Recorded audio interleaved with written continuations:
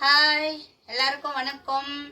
இன்னைக்கு என்ன செய்ய போறேன்னாக்கா, உருளைக்கிழங்கு கறி குழம்பு மாதிரியே மசால் குழம்பு செய்ய போகிறோம். வாங்க எண்ணெய் ஊற்றிக்கலாம். கடாயில் ஒரு 4 ஸ்பூன் எண்ணெய் ஊற்றியாச்சு. கடுகு 2 போட்டிருக்கிறேன். கடுகு போட்டு அது பொரிஞ்சதுமே ஒரு ஏலக்காய், ஒரு பட்டை, ஒரு கிராம்பு, ஒரு இலை, அவ்வளோதான். ஒரு வெங்காயம், ஒரே ஒரு வெங்காயம் போதுங்க, குழம்பு தானே, அதனால வெங்காயம் மட்டும் போதும். ஒரு வெங்காயம் போட்டு வதக்கிட்டு கொஞ்சம் கொத்தமல்லி அந்த எண்ணெயில் வதக்கினா கொஞ்சம் நல்லா இருக்குன்றதுக்காக கொஞ்சம் கொத்தமல்லி போட்டு எண்ணெயில் வதக்கியாச்சு. வதக்கி ஆனதுமே கொஞ்சம் மெரூன் கலர் வந்ததும் நம்ம உருளைக்கிழங்கு 2 பெரிய உருளைக்கிழங்கு எடுத்து உப்பு தோல் சீவி கழுவி வச்சுருக்கேன்.